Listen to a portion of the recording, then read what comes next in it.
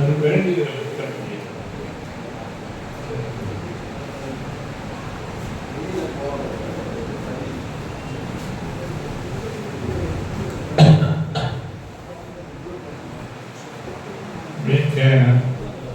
அனைவருக்கும் மதிப்பிற்குரிய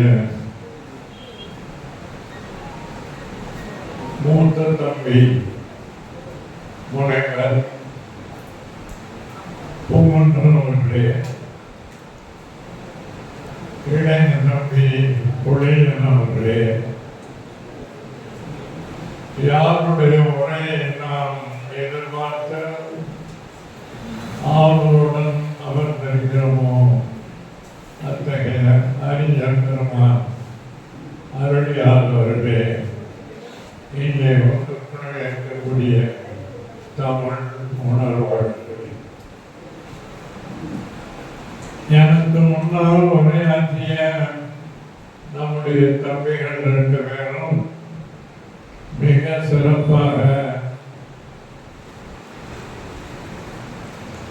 சிறப்பான கருத்துக்களை நமக்கு முன்னாலே வைத்தார்கள். 2011ஆம் ஆண்டில் இந்திய அரசு எடுத்த மக்கள் தொகை கணக்கெடுப்பில் 24,700 பேர் மட்டுமே பேசுகிற எழுதுகிற ஒரு மொழியான சமஸ்கிருதம் என்று இந்திய அரசு அதிகாரப்பூர்வமாக அறிவித்திருக்கிறது. 25,000 பேரோடு பேசாத ஒரு மொழிக்கு இன்றைக்கு எத்தனை பல்கலைக்கழகங்கள் என்பதை பற்றி எல்லாம் பொழிலன் அவர்கள் சொன்னார்கள். எப்படியெல்லாம் அந்த மொழிக்கு பல்லாயிரம் கோடிகளை வாரி வாரி வழங்கிக் கொண்டிருக்கிறது இந்திய அரசு என்பதை பற்றியும் அவர்கள் தங்களுடைய பேச்சிலே குறிப்பிட்டார்.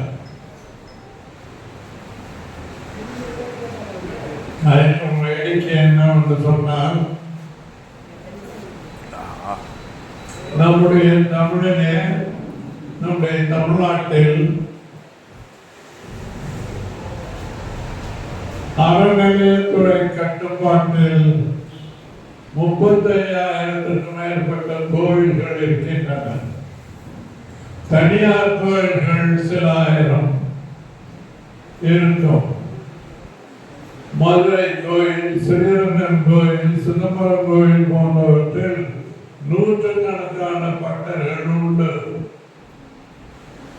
சில கோயில்களில் அதற்கு குறைவாக இருக்கிறார்கள். ஆக மொத்தம் தமிழ்நாடு முழுவதும் இருக்கிற கோயில்களில் பட்டர்கள் சுமார் 1,00,000 பேர் இருக்கக்கூடும். சரியான புள்ளிவிவரம் இல்லை. ஆனால் இவ்வளவு பேரும் சமஸ்கிருதத்திலே அர்ச்சனை செய்வதாக சொல்கிறார்கள். நாம் தமிழிலே வழிபாடு நடத்த வேண்டும் என்பதற்காக நாம் போராடி கொண்டிருக்கிறோம். இந்தியா பூராவும் 25,000 பேருக்குள்ளேதான் சமஸ்கிருதம் எழுத படிக்க தெரியும் என்று சொன்னார். 1,00,000 பேர் இங்கே தமிழிலே அர்ச்சனை செய்வதாக சொல்வது எப்படி உண்மையாகும்? இந்தியா பூராவும் இருக்கக்கூடிய 130 கோடி மக்களிலே 25,000 பேருக்கு தான் சமஸ்கிருதம் எழுத படிக்க தெரியும் என்று சொன்னார். நம்முடைய தமிழ்நாட்டு விதாச்சாரப்படி பார்த்தால் ஒரு 100 பேருக்கு சமஸ்கிருதம் தெரியும். 1,00,000 பேர் இங்கே தமிழிலே அர்ச்சனை செய்வதாக சொல்வது எவ்வளவு பெரிய மோசடி, பித்தலாட்டம்!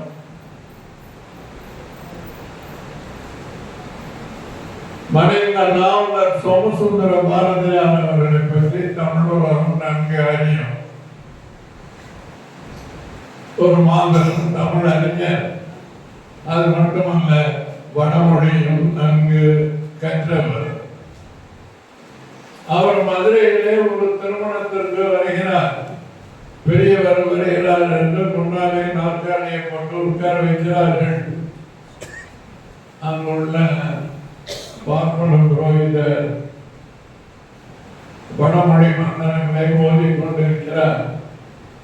இவர் திடீரென்று நிறுத்தடா என்று ஒரு சத்தம் போடுகிறார். என்ன பெரியவர்கள் அவசரமாக சொல்லுகிறார்கள் என்று கூடுகிறார்கள். என்ன ஒன்று கேட்கும்போது இவன் மந்திரத்தை கல்யாணத்தில் ஓதுனானையா என்று அவர் சொன்ன ஒருபாடுதான் மற்றவர்களுக்கு புரிகிறது. அவர் வாழ்க்கை வரலாற்றில் குறிப்பிடப்பட்டிருக்கிறது. ஒரு உண்மையான நிகழ்ச்சி. இப்படித்தான் அவர்கள் நம்மையும் ஏமாற்றுகிறார்கள். அவர்கள் கும்பிடுகிற ஆண்டவனையும் ஏமாற்றுகிறார். என்னுடைய தந்தையார் மதுரையிலே தமிழ் சங்கத்திற்கு திருவள்ளூர் கடத்தை நிறுவியுள்ள தமிழ் சங்கத்திற்கு பொதுச் செயலாளர் அரசியலில் அவர்கள் போதும் ஈடுபட்டதில்லை. மறைந்த தமிழர்கள் பி.டி. ராசன் அவர்கள் எங்கள் வீட்டுக்கு அடுத்த வீடு. என்னுடைய தந்தையாரும் அவரும் இணைந்து மதுரையில் தமிழ் தொண்டில் ஈடுபடுகிறார்கள். தமிழ் சங்க தலைவராக, தமிழர்கள் அவர்கள் செயலாளராக என்னுடைய தந்தை இப்படி எல்லாவற்றிலும் ஒன்றாக இருப்பார். பி.டி. ராசன் அவர்களின் இளவல் எஸ்.எஸ். ராஜன் இருந்தார். அவரோடு என்னுடைய தந்தையும் ஒன்ற வயது ஒன்றாக படித்தார்கள். கல்லூரி படிப்பு வரைக்கும் ஒன்றாக படித்தவர்கள். மதுரைக்கு மறைந்து போன பெரிய சங்கராச்சாரியார் வருகிறார். மீனாட்சி அம்மன் கோயிலையும் கூட்டம் கூட்டுகிறார்.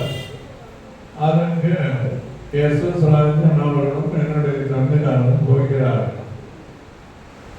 முன் வரிசையிலே அமர்ந்திருக்கிறார். அதற்கு முதல் மாதம் தான்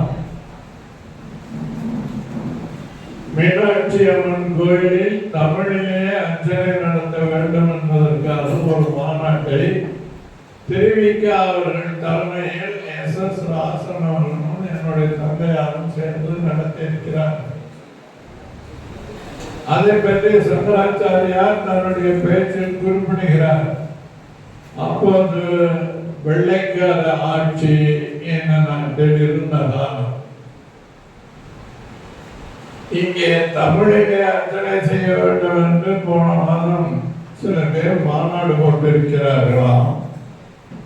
இப்பொழுது வெள்ளைக்காரன் ஆட்சி நடக்கிறது.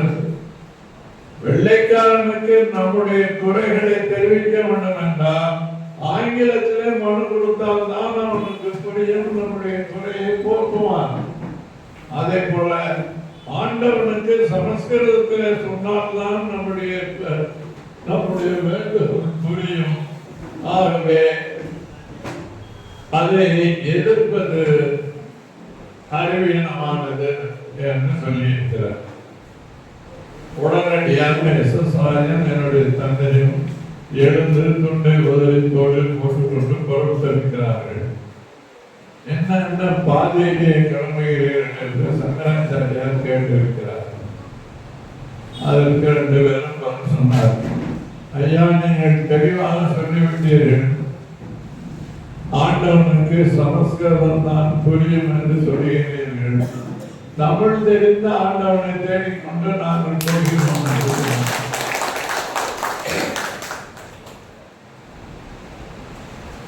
அதே மதுரையில் நான் பிற்காலத்தில் தமிழ் வழிபாட்டு மாநாடு நடத்தினேன். தமிழ் வழிபாடு எந்த மொழியில் இருக்க வேண்டும் என்பதற்காக இந்த தமிழ்நாட்டில் திருத்தணி கோயிலில் இருந்து கன்னியாகுமரி கோயில் வரை உள்ள பெரும் கோயில்களில் வாக்கெடுப்பு காலை 8 மணி முதல் இரவு 8 மணி வரை வாக்கு பெட்டிகளை வைத்து வருபவர்களுக்கு வாக்கு சீட்டு கொடுத்து சமஸ்கிருத வழிபாடு, தமிழ் தமிழ் வழிபாடு என்று குறிப்பிட்டு எதை அவர்கள் விரும்பினார்களோ அதில் ஒரு அடையாளம் கண்டு வாக்கு பெட்டிகளை போட வேண்டும் என்று ஏற்பாடு செய்து நடத்தினேன். 97.3% தமிழ் வழிபாடு என்பதற்கு ஆதரவாக மக்கள் வாக்களித்தார். அன்றைக்கு அறநிலையத்துறை அமைச்சராக இருந்த தமிழ் குடிமகன் அவர்கள் மறுநாள் பத்திரிகையில் இந்த செய்தியை பார்த்தவருக்கு என்னிடம் தொலைபேசி செய்து பேசினார். அரசாங்கம் செய்ய வேண்டியதை நீங்கள் செய்து விட்டீர்கள் நடுமாறர். முதலமைச்சர் கலைஞர் அவர்களும் உங்களை பாராட்ட சொன்னார் என்று சொன்னார்கள். என்னுடைய தந்தையாரும் தமிழ் வழிபாட்டுக்காக போராடினார். நானும் போராடினேன். என்னுடைய பேரன் காலத்திலேயாவது இது வருமா என்பது தெரியவில்லை. எவ்வளவு கேவலமான நிலைமையில் நாம் வைக்கப்பட்டிருக்கிறோம். தமிழ்நாட்டில் தமிழர்கள் தங்கள் மொழியிலே வழிபாடு நடத்த முடியவில்லை. கிறிஸ்தவ சமயத்தில் மார்ட்டின் லூதர்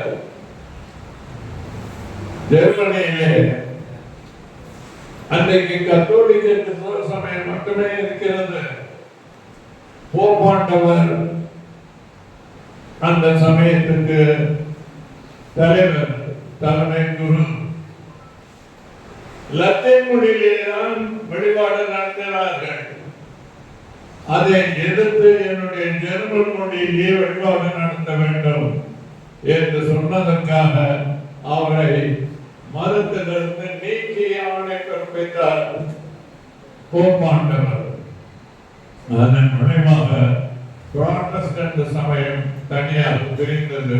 இன்றைக்கு அதுதான் பெரும்பான்மையாக இருக்கிறது. கத்தோலிக்க சமயம் சிறுபான்மையாகிவிட்டது. இதெல்லாம் வரலாறு. நம்முடைய அருமையார் அவர்கள் பாவலர் ஆகியோருக்கு பின்னால் இன்றைக்கு நம்முடைய மொழியை காப்பது மட்டுமல்ல, நம்முடைய மொழி சொற்கள் ஆதிக்க மொழியான வடமொழியில் எவ்வளவு இருக்கின்றன என்பதை ஆதாரபூர்வமாக எடுத்து சொல்லக்கூடியவராக அவர் திகழ்கிறார். அவரை பற்றி பெருந்திரன் அவர்கள் என்னிடம் தனிப்பட்ட முறையிலே பேசும்போதெல்லாம் பெருமையுடன் பேசியிருக்கிறார். மிக பெருமையாக சொல்லுவார். தன்னுடைய மருமகன் என்பதற்காக அல்ல, ஒரு சிறந்த தமிழ் சொல்லாய்வு அறிஞன் என்ற முறையிலே மனம் வைத்து பாராட்டியிருக்கிறார். தொழில் அவர்கள் இங்கே பேசும்போது சொன்னார்கள், தஞ்சையிலே நாங்கள் நடத்திய மாநாடை பற்றி, தமிழர் தன்னூருடைய மாநாடு. ஐயா பாவலர் பேசுகிறார். நம்முடைய சாலினி அம்மையார் ஆகியோரெல்லாம் பேசுவதற்கு வந்து தங்கியிருக்கிறார்கள். அன்று இரவு அந்த மாநாட்டிற்கு தடை விதிக்கப்படுகிறது. அந்த தடையை மீறி மாநாடு நடந்தது என்று நாங்கள் முடிவு செய்தோம். நான் ஐயா பெருந்திரனார் அவர்களிடம், சாலையார் அவர்களிடம், சாலினி அம்மையாரிடம், நீங்கள் இந்த போராட்டத்திற்கு வர வேண்டாம், நீங்கள் சென்னைக்கு சென்று விடுங்கள் என்று நான் வேண்டிக் கொண்டேன். அவர்கள் அதற்கு செவிசாய்க்க மறுத்து விட்டார்கள். எங்களை என்ன நினைத்து கொண்டு பேசுகிறீர்கள் என்று போராடி அவர்களும் கைதாகிவிட்டார்.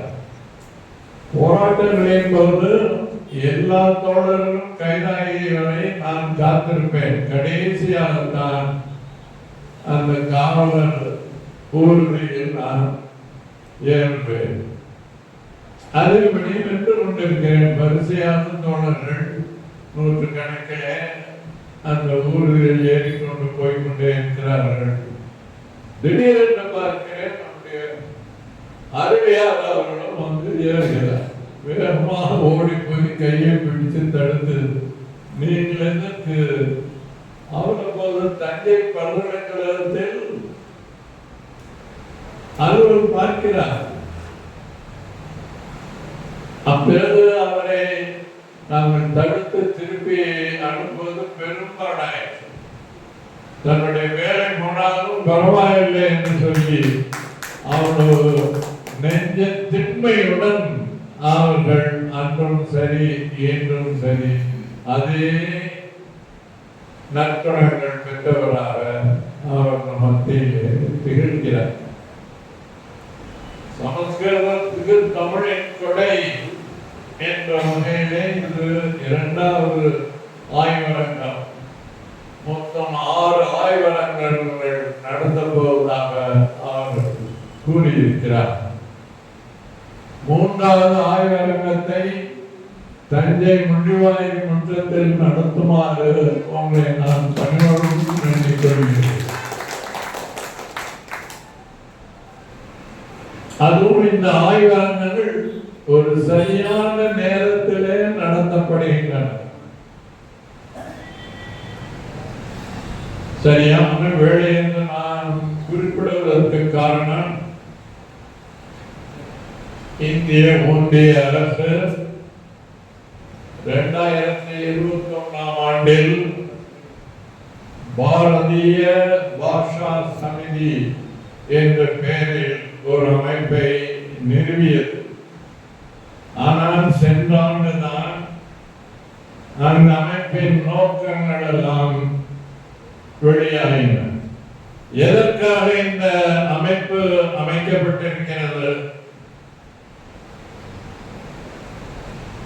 இந்த அமைப்பின் நோக்கத்தை பற்றி 2 நூல்கள் எழுதியிருக்கிறார் ஆங்கிலத்தில்.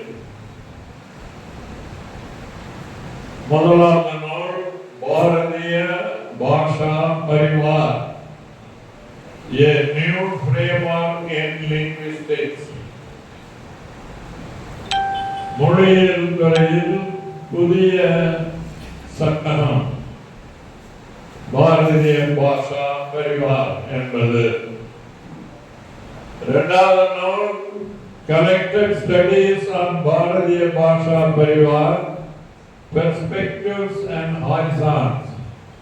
இப்படி 2 நூல். இந்த 2 நூலின் நோக்கங்கள் என்ன? அதில் என்ன சொல்லப்பட்டிருக்கிறது? இந்தியாவில் உள்ள அனைத்து மொழிகளும் தமிழ் உள்பட ஒரு மொழி குடும்பம். அதாவது மொழிகளுக்கு மாறான கருத்தோட்டத்தை இவர்கள் முன்வைக்கிறார்கள். இந்திய மொழிகளுக்கெல்லாம் சமஸ்கிருதமும் இந்திய பண்பாடுமே அடிப்படையானவை. இந்த நோக்கத்தை இந்தியாவின் தேசிய கல்விக் கொள்கை என்று அறிவித்திருக்கிறார்களே, அதிலிருந்து மாணவர்களுக்கு சொல்லிக் கொடுக்க வேண்டும். சமஸ்கிருத மொழிதான் இந்திய மொழிகளுக்கு எல்லாம் தாய். அதை விட ஒரு வரலாற்றுக்கு புறம்பான ஒரு செய்தியை சொல்கிறார்கள். ஆரியர்கள் இந்தியாவுக்கு வெளியே இருந்து இங்கே வந்தவர்கள் என்று சொல்வது தவறு. ஆரியர்கள் இந்தியாவின் பூர்வீக குடிகள் என்று 2வது அறிவுறுத்தி, ஆக வரலாற்று திருத்தம், வரலாற்றிலே திரிவுகளை பார்க்கிறார்கள். வரலாற்றை மாற்றுவதற்கு இவர்கள் முயற்சி செய்கிறார். அது மட்டுமல்ல நண்பர்களே, இந்த கருத்தியலை பரப்புவதற்காக இந்திய அரசின் நிதி உதவியுடன் 2021 ஆண்டு முதல் இந்தியா முழுவதிலும் இருக்கிற ஒன்றிய பல்கலைக்கழகங்களிலும் IIT மற்றும் பல மத்திய அரசு நடத்துகிற பல்வேறு கல்வி நிலையங்களிலும் பெரும் பொருட்செலவில் இந்த கருத்தோட்டத்தை பரப்பிக் கொண்டிருக்கிறார்கள்.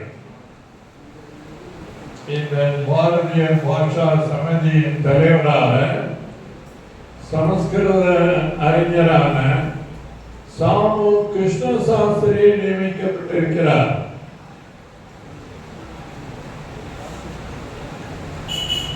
இந்திய மொழிகளுக்கான வளர்ச்சிகள், வழிமுறைகள் அவற்றை இந்த குழு பரிந்துரைத்தபடி செய்ய வேண்டும்.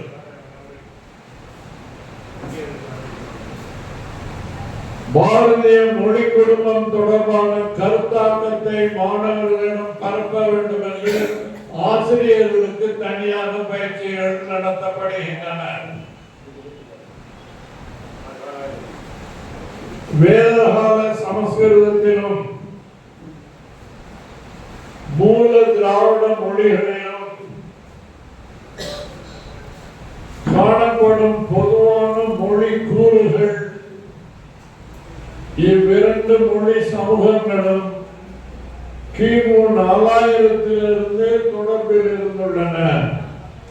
ஒன்றுக்கொன்று மொழி கூறுகளை கடன் வாங்கியுள்ளன என்று அவர்கள் சொல்கிறார்.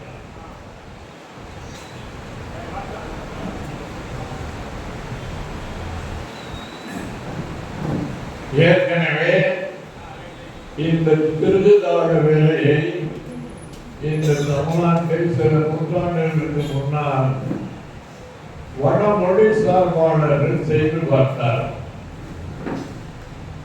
1000 ஆண்டுகளுக்கு முன் எழுதப்பட்ட வீர சோழியத்தில் தாது படலத்தில் சொல்லிற்கெல்லாம் வடமொழியே தாயாகி நிற்பதால் அங்குள்ள வழக்கெல்லாம் தமிழுக்கும் பெரும் என்று விதிக்கப்பட்டு விட்டது. அதற்கு பின்னால் 17ஆம் நூற்றாண்டில் சுப்பிரமணிய தீட்சிதர் என்பவரால் எழுதப்பட்ட பிரயோக விவேகம் என்ற நூலில் வடமொழிக்கும் தமிழ் மொழிக்கும் இலக்கணம் என்பது ஒன்று.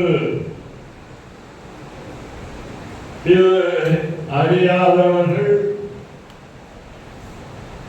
வெவ்வேறு இலக்கணங்கள் இருப்பதாக சொல்கிறார்கள் என்ற வகையில் எல்லாம் அந்த 2 நூல்களும் அன்றே இந்த நச்சு விதையை தமிழ்நாட்டில் விதைக்க முற்பட்டன.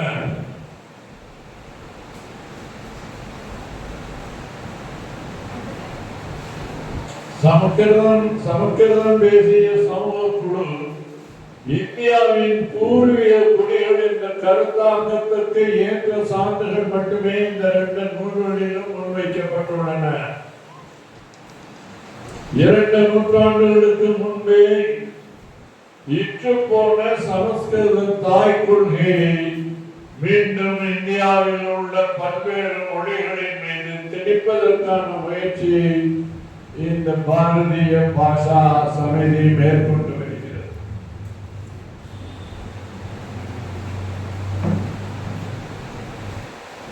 இந்த கொள்கை என்பது வரலாற்று உணர்வையும் ஆன்மீக அதிர்வுகளையும் உள்வாங்கி வாக், மந்த்ரா and சபா ஆகியவற்றை அடிப்படையாக கொண்டு செயல்படுகிறது.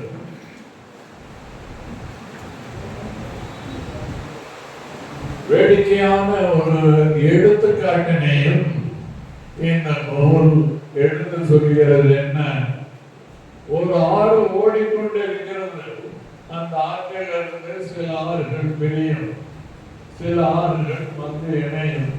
அதுபோல்தான் சமஸ்கிருத ஆறு ஓடுகிறது. அதிலே இந்திய மொழிகள் வந்து சேருகின்றன, பிரிகின்றன என்று ஒரு எடுத்துக்காட்டையும் இந்த நூலில் சொல்லுகிறார்.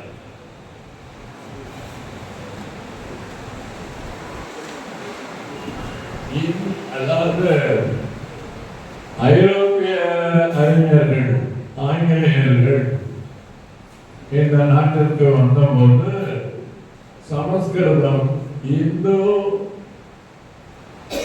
ஐரோப்பிய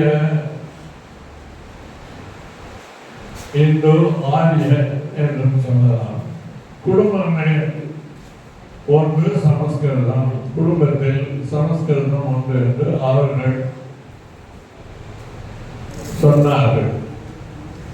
இந்த நூல் அடியோடு அதை திரித்து மறைக்கிறது. இந்தோ ஆரிய மொழிகளின் பிறப்பிடமே இந்தியா தான் என்று இவர்கள் சொல்கிறார். அதாவது ஐரோப்பிய மொழிகள் எல்லாம் இந்தியாவில் இருந்து பிறந்ததான் போயிற்று. எல்லாவற்றுக்கும் ஆரியம் தான் அதற்கு அடிப்படை.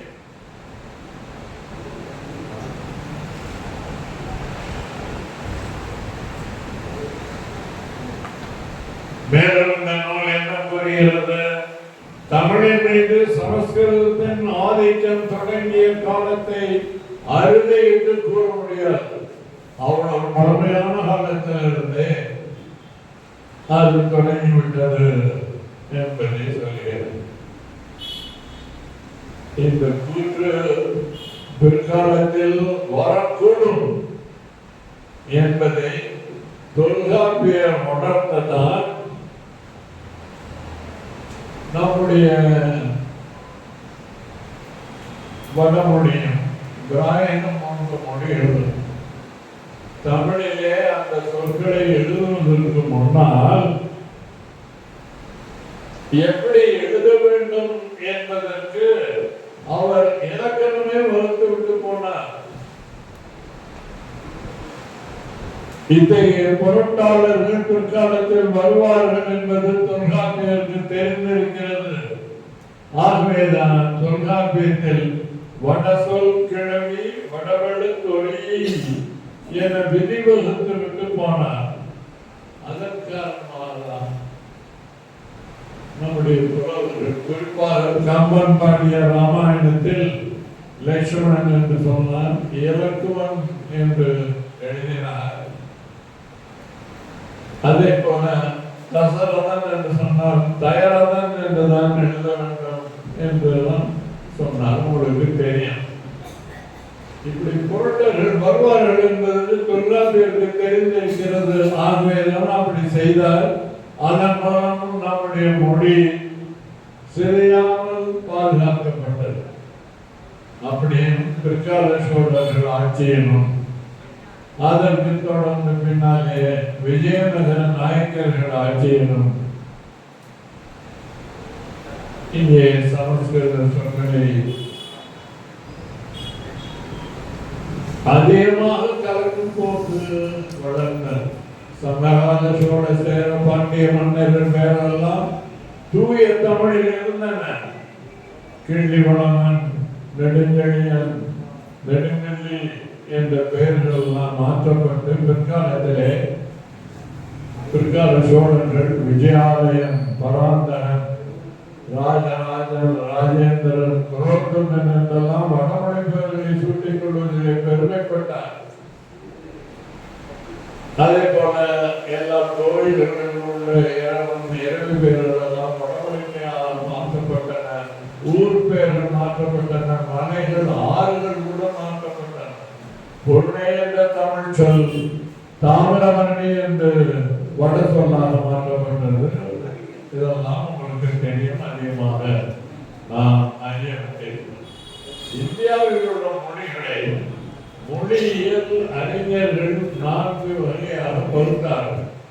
இந்தோ ஆரியன் குடும்பம், திராவிடம், திராவிட மொழிகள், முன்னாள் மொழி குடும்பம், குவைத்தோ பர்மன் மொழி குடும்பம் என 4ஆக பகுத்தார்கள். இத்துடன் அந்தமான் மொழி குடும்பத்தையும் சேர்ந்தால் 5 மொழி குடும்பம் என்றால் இந்தியாவில் உண்டு என்று சொன்னார். ஆனால் இவர்கள் என்ன சொல்கிறார்கள் என்று சொன்னார், பாரத மொழி குடும்பம் என்று சொல்ல வேண்டும். எல்லா மொழிகளும் பாரத மொழி குடும்பம். சமஸ்கிருதம் தான் இதற்கு தாய். அந்த தாயின் வயிற்றிலே தோன்றியவை இந்திய மொழிகள் என்று ஒரு மாபெரும் பொருட்டு வேலையை இருக்கிற நேரத்தில் நம்முடைய ஐயா அருளியார் அவர்கள் சமஸ்கிருதத்திற்கு தமிழின் கொடை என்ற பெயரில் ஆய்வகங்களை அவர் தொடர்ந்து நடத்துவது நம்முடைய அனைவரின் பாராட்டுக்குரியது. இதை செய்வதற்கு அவரை தவிர வேறு யாரும் இல்லை. அவர்தான் இதை செய்ய முடியும். செய்வதற்கு முன்வந்திருக்கிறார். அவர் இந்த இந்திய ஒன்றிய அரசின் இந்த சூழ்ச்சி திட்டத்தை முறியடிக்கும் வகையில் அந்த திட்டத்தை ஆழமாக குளிரொண்டி புதைக்கும் வகையில் செய்யக்கூடிய வல்லமையும் ஆற்றலும் அதற்கான பேரறிவும் அறிவியார் அவர்களுக்கு உண்டு. இந்த கருத்தரங்குகளை பல்வேறு மாவட்டங்களிலும் தொடர்ந்து நடத்துவதன் மூலம் நம்முடைய மக்களுக்கு விழிப்புணர்வை ஊட்டி அதன் மூலம் நாம் இந்த பேரபாயத்தை தடுத்து நிறுத்தலாம். அதற்கு நாம் அனைவரும் ஒத்துழைப்பு அளிக்க வேண்டும். அடுத்த கருத்தரங்கினை முள்ளிவாய்க்கால் முற்றத்திலே நடத்துவதற்கு ஐயா அருளியார் எங்களை அனுமதிக்க வேண்டும் என்று கேட்டு இந்த மாபெரும் பணியினை தொடங்கி இருக்கிற அவரை வாழ்த்தி விடைபெறுகிறேன்.